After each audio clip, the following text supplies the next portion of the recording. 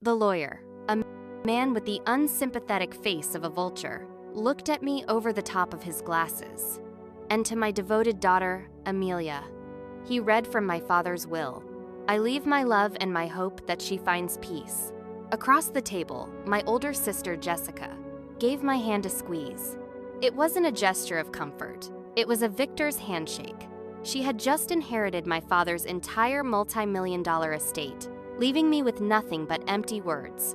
She thought her 5-year-long campaign of lies had won her the war. She didn't know that my 10 years as an Army intelligence officer had taught me that wars aren't won with loud battles. They're won with quiet, patient, and ruthless reconnaissance. And I was about to reconnoiter the hell out of her life. If you have ever been cut out, cast aside, or betrayed by the one person who was supposed to be in your corner, if your loyalty has ever been used as a weapon against you, then you know this battlefield. Welcome to Hearts in Uniform. This is the place where we believe the strongest armor is forged in the fires of betrayal.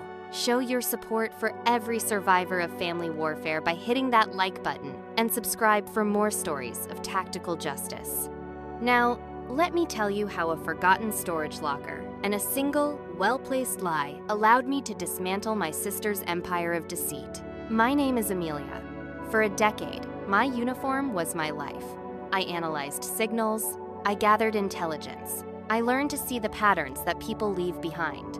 My father, a tough but fair businessman, was proud of my service. My sister, Jessica, was less so. She was a master of a different kind of warfare, the social kind. She was beautiful, charming, and utterly ruthless.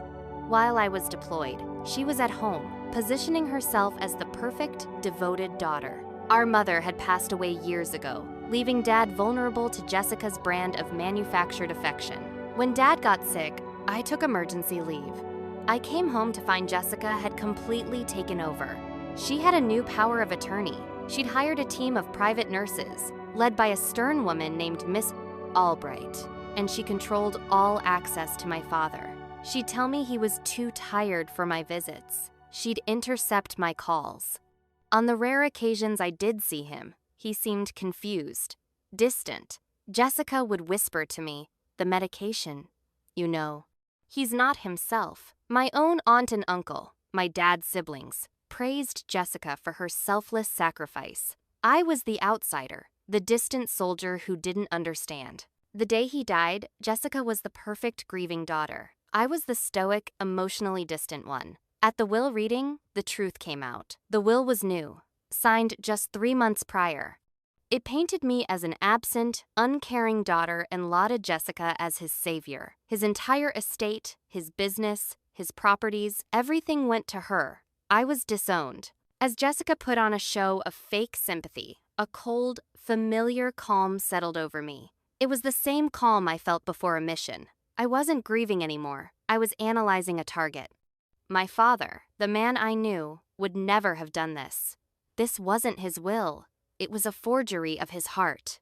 My mission was clear: find the truth, expose the enemy, and reclaim my father's honor. My investigation began where all good intelligence operations do, with the paper trail. I couldn't get the new medical records, but I could get the old ones. I found my dad's original doctor, Dr. Evans, who had been let go by Jessica. He confirmed my suspicions. My dad had a condition that caused periods of severe cognitive decline. There were good days and very, very bad days, Dr. Evans told me. On a bad day, he would have signed anything you put in front of him. Now I had means and motive. Next, I needed opportunity. I started digging into Jessica's life. It wasn't hard. People like her leave a wide, messy trail. I discovered she was drowning in debt from a failed luxury boutique. She was desperate. I also found her accomplice, the head nurse, Miss Albright. A little digging revealed that Miss Albright had her nursing license suspended in another state for financial misconduct. And a week after the new will was signed, a shell corporation owned by Miss Albright received a consulting fee of $50,000 from my sister. I had the conspiracy, but it was still my word against theirs. I needed a weapon. I needed something undeniable. I thought back to my dad. He was old school. He trusted paper, not clouds. He always kept a storage locker for his old business records. Jessica, with her modern sensibilities, probably didn't even know it existed. I found the rental agreement in his old desk. Unit 217. The locker was a time capsule. Dusty boxes, old furniture, but in the back, inside a heavy, fireproof safe, I found it. It wasn't a different will. It was my father's private journal, the last year of his life, written in his own unmistakable hand. He wrote about his confusion, his memory lapses. He wrote about his love for me, his pride. And then, I found the entry from the week the new will was signed. Jessica is a good girl, but she worries me, he wrote. She keeps bringing me papers, says they're for the business. I don't remember signing them. My head is so foggy today. I hope I'm doing the right thing by my Amelia. It was the smoking gun. He had been manipulated on one of his bad days. But the journal's final entry was the real bombshell. It was a note addressed to me, Amelia. It read, "If you are reading this, it means I am gone and you have doubts. Trust your training. My real final wishes, and the proof you'll need, are with the one person who never trusted your sister. My old army buddy, Colonel Thompson." Colonel Thompson was my father's best friend, a man of unimpeachable honor. I called him. He'd been waiting for my call. My father, on one of his last good days, had visited him. He had signed and videotaped a final, definitive will, leaving his estate to be split equally. He had told the colonel about Jessica's pressure, about his fears. He had entrusted the truth to a man he knew his daughter couldn't corrupt.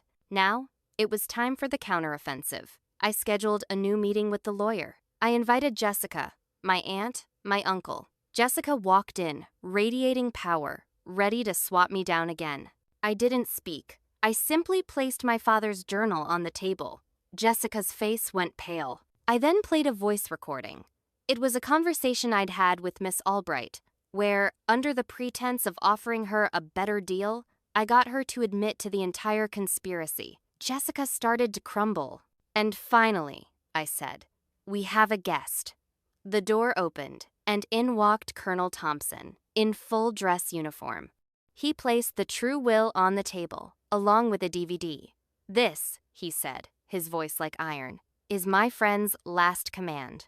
We played the video. My father, looking frail but clear-eyed, spoke directly to the camera.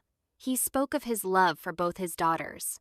He spoke of Jessica's lies, of his confusion, and he stated, clearly and unequivocally, his final wishes. It was over. Jessica didn't just lose half the inheritance. She was exposed as a monster in front of her entire family. Faced with fraud and conspiracy charges, she gave up everything, signing over the entire estate to avoid prison. My aunt and uncle, shamed and horrified, could barely look at me. I now run my father's business, guided by the principles he truly believed in: honor, integrity, and a promise kept. My sister learned a hard lesson that day. She may have been a master of family politics, but I am a master of intelligence. And intelligence, as they say, is everything.